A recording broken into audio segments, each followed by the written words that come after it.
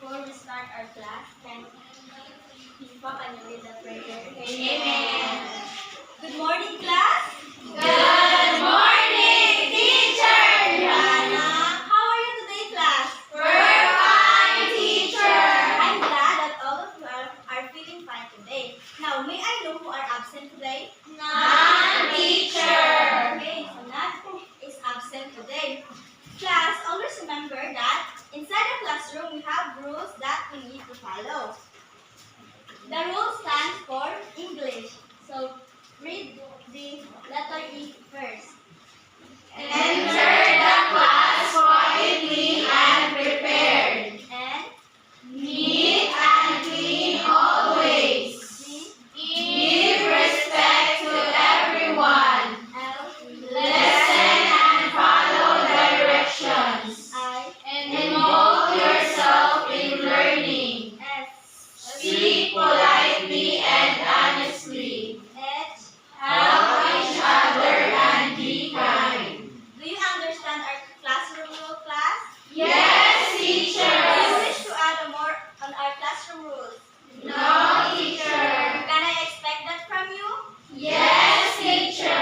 Okay, before we proceed to our new lesson, let us have first a recap about our lesson last meeting. Now, who can tell me what was our lesson last meeting?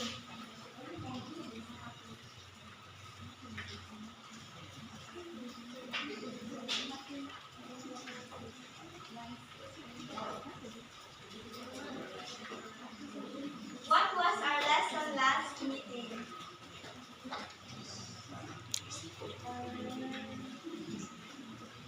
Yes, Marites? Our topic last meeting, teacher, is relating stories in our own experiences, teacher. Very good. Our lesson last meeting is all about relating stories to our experiences. Now, I will flash a picture in the screen. Now, what do you notice in the picture, class? Yes, Rian. Teacher, they are celebrating a birthday. They are celebrating a birthday. Yes. Now, have you ever been to a birthday party like this? What's it like? Yes, teacher. It was fun. Was amazing. Like Okay, Martin, can you tell me your experience on your birthday? I did. Yes, Martin. Teacher, I didn't experience that in my own birthday, but I experienced that when I attend someone's birthday, teacher. What was it like? Was it fun? It was so fun, teacher. There were so many birthday hats, balloons, there were sweet foods. That's all, teacher. Okay. Now, who do you celebrate your birthday with, and how do you celebrate it? Yes, Maricar. I usually celebrate Ate, you stand properly, teacher. Huwag kang mag-pick up. Stand with properly. my family, teacher, and we just had a simple celebration, teacher, like preparing foods. Very good. So, you really understand our lesson last meeting.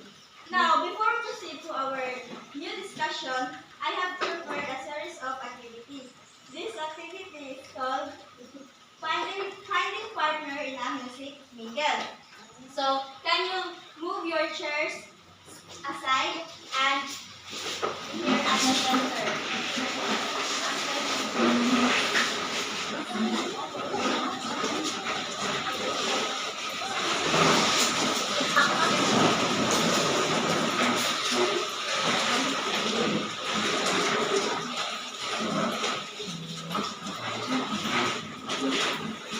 Now, come here in the center, class.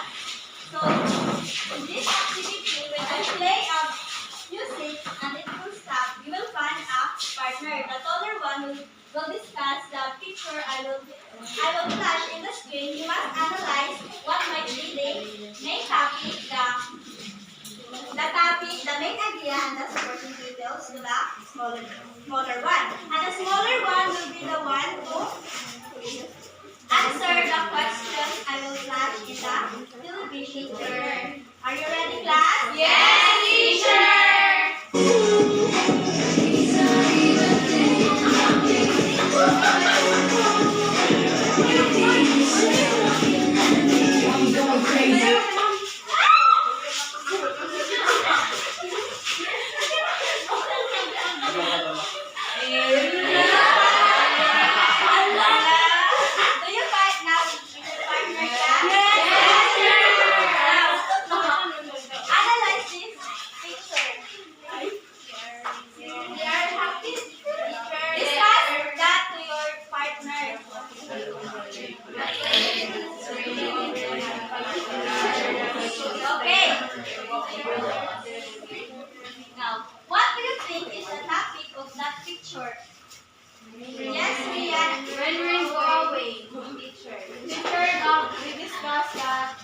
we think that the topic of that picture is all about the three children playing in the rain.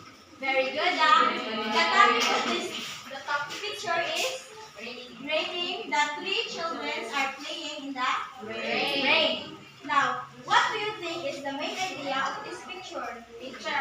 Yes. Learning. The main idea, teacher. A teacher, the main idea of that picture is that even if it's raining, they are still happy and Very good. Now, what are the supporting details that help you understand the main idea? Yes, Raymond. Picture they have umbrellas. They wear jackets. they have the also. Also, yes, they boots. Okay, the supporting details are they are wearing boots And raincoat, raincoat, and umbrella to protect from the rain. Okay, now go back to your proper seat and arrange your chairs properly.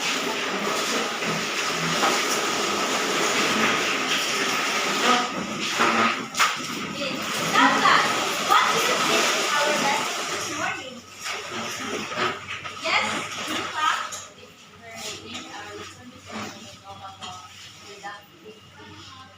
Deductive. So, let's see if Nipa is correct of our lesson this morning. But before that, let us read first our learning objectives. At the end of the lesson, learners are expected to, can you read everyone? Identify the structure of deductive or inverted pyramid organization and informational tests. Construct a short expository paragraph using the inverted pyramid format with the topic, clear main ideas and appropriate supporting details, and value the importance of organizing ideas through the inverted pyramid. Now, do you understand, class? Yes, teacher. Now, later we will read a informational text. But before that, we will first unlock those difficult words we will encounter during our reading the informational text. All you have to do is to choose the correct letter of the answer. And raise your right hand if you want to answer. Am I clear, class? Yes, teacher. Yes, Rian. Number one, what does the word deposits most likely mean in the sentence? This place is known not for fishing but for its rich deposits of gold. For me, teacher, it's letter B, collection of gold found in the ground. Let's see if Rian is correct. Yeah. Wow, Rian is correct. Very good. Now, number two, who wants to answer? Yes, Maricar. What does site mean in the sentence? Making it a popular site for gold mining. Letter C. Let's see if Maricar is correct. Wow, very good. Maricar is correct. A place where mining happens. Number three, who wants to answer? Yes, Marites. What does abundance mean in the sentence? They have heard about the abundance of gold in the area. Letter C, teacher, large amount. Let's see if Marites is correct. Wow. Very good. Marites is correct. It is the large amount of gold. Abundance means large amount. Now, number four, who wants to answer? Yes, Rodeline. What this operations means, there is for business opportunities in many industries. Letter C, teacher. Let's see if Rodeline is correct. Very good. Rodeline is correct. Now, operation means organized activities or work. Now, for the last number, who wants to answer? Yes, Gojo. What does permits mean in the sentence? Minors needs permits. For me, teachers letter B, official permission to do something. Let's see if Bojo is correct. So, Bojo is correct. Permits means an official permission to do something, right? Yes, teacher. Now, class, do you have yet the difficult words we will read in the informational text? Yes, teacher. Now, I will group you into 3 groups. Bojo, kindly start counting 1. 1, 2, 3, 1. 3, 1, 2, 3, 1, 2, 3, 1. 2. Okay, group 1, stay here. Group 2, there, and group 3, there. Group 2. And form a circle with your groups.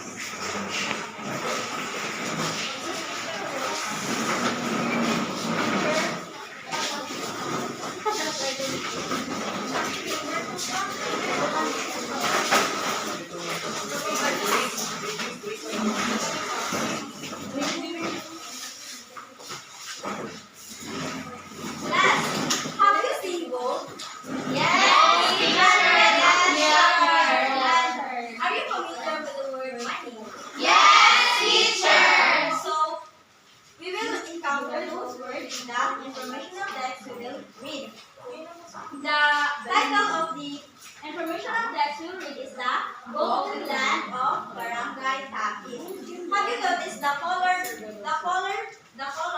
every paragraph? Yes, teacher. The black one, I will read that one. The blue one, group 1 will read that paragraph. And the red one, group 2, you will going to read the second paragraph. And group 3, you will read the green paragraph. Yes, teacher. Am I clear? Yes, teacher. The Golden Land of Barangay Tambis. Barangay Tambis is one of the barangays in Barubus, Surigao del Sur. This place is known not for fishing, but for its rich deposits of gold. Gold is found naturally in its rivers and streams, making it a popular site for gold mining. Gold mining is a common activity in Barangay Tambis. Many residents mine gold to earn money and support their families. They use simple tools and methods to collect gold from the soil and water. Some Chinese visitors are also interested in gold mining in Barangay Tambis. They come because they have heard about the abundance of gold in the area. Some visit as tourists, while others explore business opportunities in mining operations. The government of Barobo ensures that gold mining is done safely and responsibly. They want to protect the environment and the health of the people.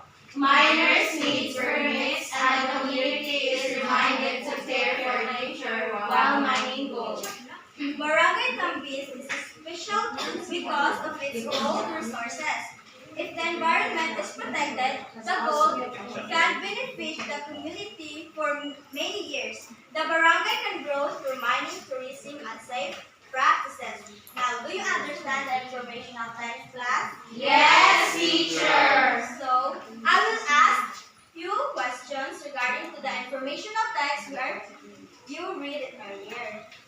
Now, what natural resources is Barangay Tambis known for? Yes, Maricar? Barangay Tambis teacher is known for its rich deposit. Very good. The Barangay Tambis is known for its rich deposits of gold. How about number 2? Based on the story, how does the government ensure that gold mining is done safely in Barangay Tambis? Yes, Rian? By giving permits to the miners, teacher. Yes, very good. By giving permits, it ensures the safety of Barangay Tambis. And number 3, why do you think Chinese visitors are interested in Barangay Tambis? Yes, Rodelyn. Because Barangay Tambis has a gold feature. Very good, because Barangay Tambis is abundance of gold. Now, number 4, do you think mining in Barangay Tambis is beneficial to the community? Why or why not? Yes, Rian. For me, teacher, it's beneficial for them since it they are rich in gold and it helps their further economy. But I think it's not good because we keep digging so the environment will be damaged. Correct. Number 5. What do you appreciate most about the way Barangay Tambis balances natural resource use and environmental care? What do you appreciate most about the way Barangay Tambis balances natural resource use and environmental care? Yes, Maricar? Teacher, I appreciated teacher that they can balance natural resources teacher by grow by mining safely and responsibly teacher. Very good. They can balance the natural resource use and the environmental care by safely mining safely and Responsibly. Now, class, the informational text I given to you is outlined like a didactic organization. It has the topic, main idea, and supporting details. But before that, let me read to you the meaning of didactic organization. So didactic organization shows that the ideas begin from general to specific, from big ideas to small ideas. We can didactically outline our ideas using the inverted pyramid. Below is an example of didactic outlining. So didactic organization starts from general to specific or big ideas to small ideas. So this is the example of our inverted pyramid. First, the topic, main idea, and supporting details. So, topic means it's a person, place, thing, or idea being written about which is usually repeated in the sentence in the paragraph. So, class, have you observed in the text in the first paragraph that what is the most what is the repeated ideas in a first paragraph Gold future. or the Mining. first in the first or first tense the topic there is the first sentence because the first sentence stands for Barangay Tambis is one of the barangays in Barbos Regal del Sur. Because in the second sentence, it explained that Barangay Tambis is known for its gold. That is the general or the big ideas in the sentence. The first sentence of the topic. And the main idea is the most important thoughts about the topic. Maybe the beginning, middle, or last sentence of the text. So, in the second sentence, the Barangay Tambis is being known for its Gold. Rich deposits of gold. The second is this place is known. So it supports the topic that the Barangay Tambis is known for its rich deposits of gold. Well, the supporting details are the pieces of evidence that support the main idea. So the supporting details of the first paragraph is gold is found naturally in its rivers and streams, making it popular site for gold mining. Because the Barangay Tambis deposit of gold and for mining. So we start from the big, very big ideas and then to the smallest ideas. Am I clear, class? Yes, teacher. So now for your activity, group 1, you will, based on the paragraph you read earlier, you will identify the topic and main idea of each of the paragraph given to you earlier. The second paragraph. And group 2 is the third paragraph.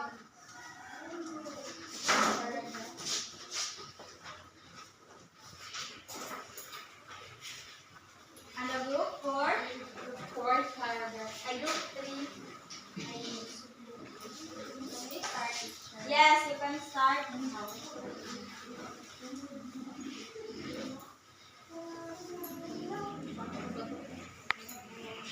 I will only give you 3 minutes. 1 minute. 1 minute.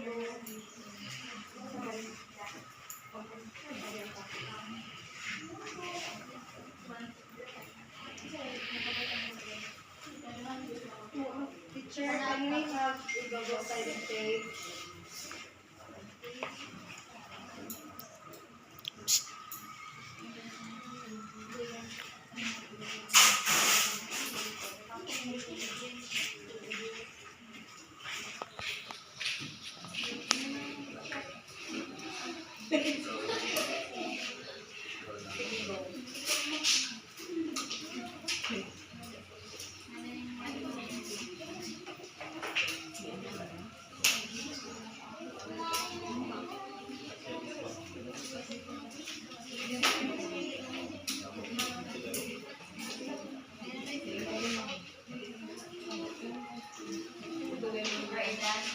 Okay, paste your work in the board.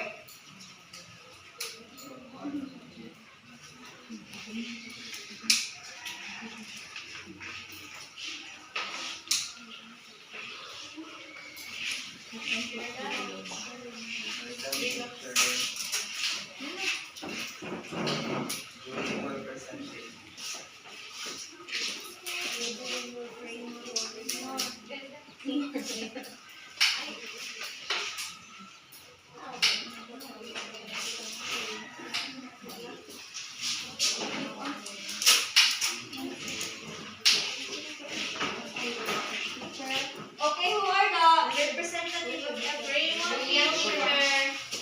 Learn English, guys.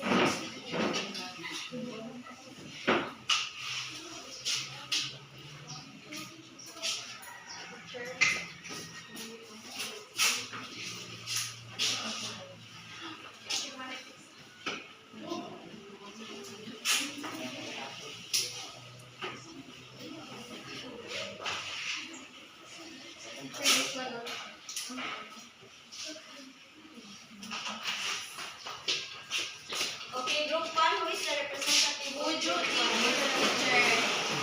Would you, teacher? Cut.